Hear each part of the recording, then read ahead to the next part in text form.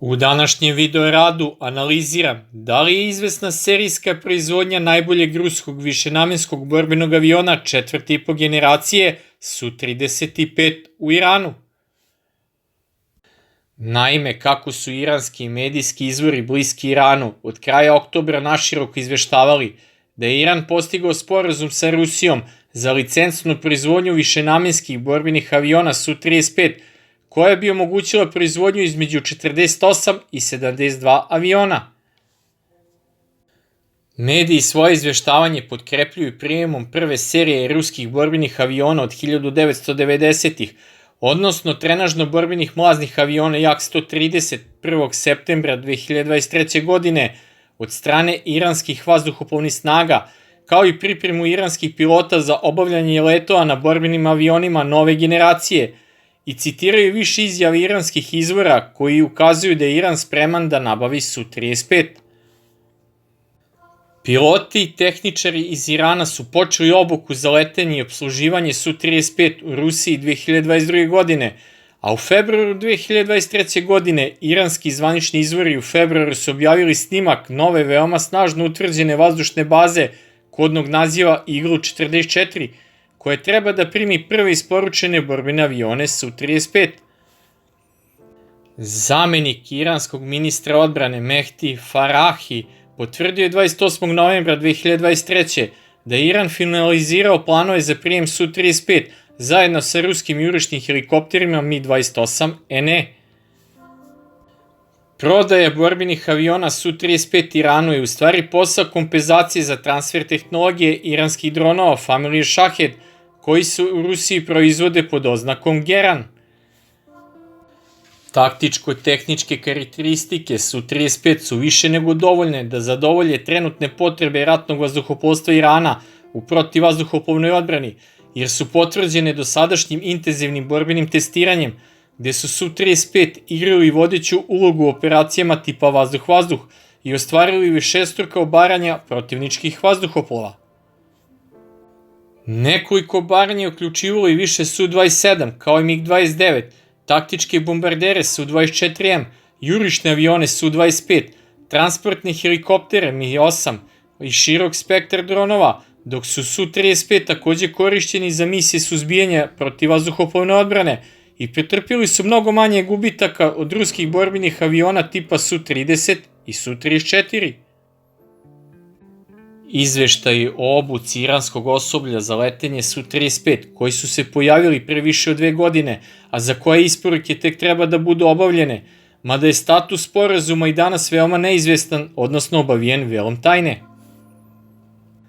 Neki izveštaji ukazuju na to da je Iran možda otkazao planove za nabavke u Su-35, što je navelo Rusiju da intenzivira napore da ponudi 24 već proizvedenih Su-35 koji su bili namenjeni za izvoz Egiptu. Kako se dalje navodi, navodno su iranski predstavnici tražili zaključenje ugovora o licencnoj proizvodnji kako bi se obezbedio dovoljan broj ovih višenamenskih borbenih aviona koji bi bili u stanju da zaštite vazdušni prostor Irana.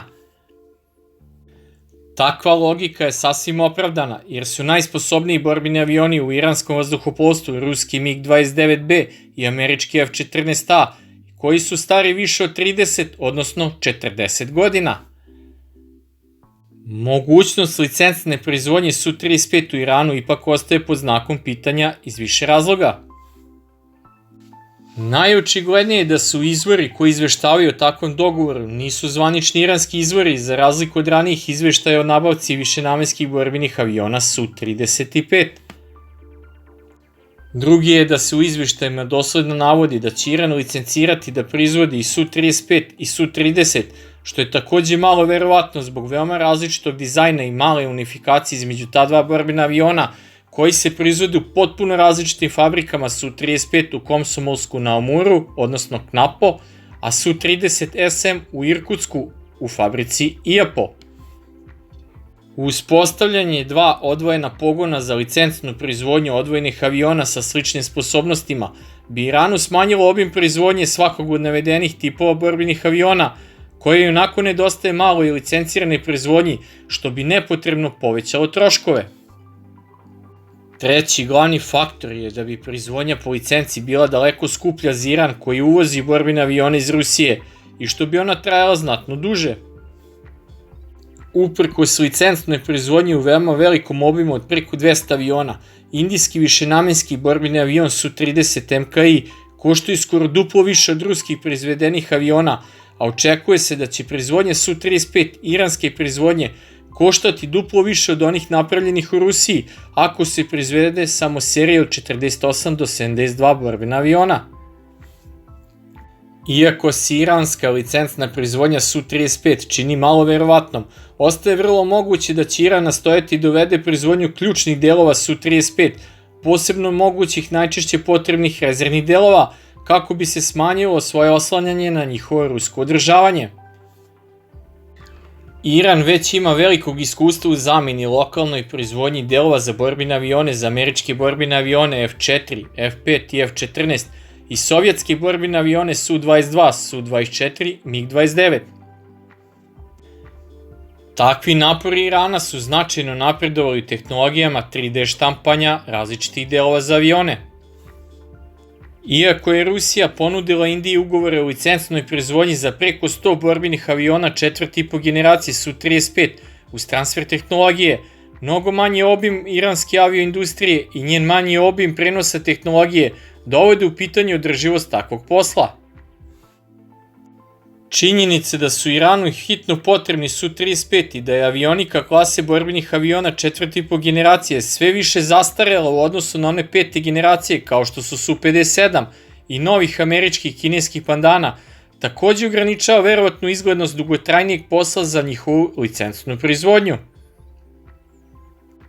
Sve u svemu očigledno je da Iran namerava da ojača svoje vazduhoplovstvo u svetlu sve većeg zaoštravanja sa Izraelom i nagoveštaja sukoba većeg intenziteta u kom su zastareli borbeni avioni poput MiG-29B i F-14A nedovoljni da odbrane Iran od napada borbenih aviona poput F-15I, Ra-Am i F-35I, Adir. Takođe vredi napomenuti da će izraelskom vazduhoplovstvu za par godina biti isporučeno 50 višenamenskih borbenih aviona F-15IA, koji je najnovija varijanta američkog višenamenskog borbenog aviona F-15EX Eagle II, a koji je pak u klasi ruskog Suhoja Su-35, odnosno napredna četvrta i po generacija borbenih aviona, pa je za Iran apsolutno neophodno da modernizuje svoje vazduhoplovstvo, ako misli da se uspešno suprotstavi izraelskom ratnom vazduhoplovstvu.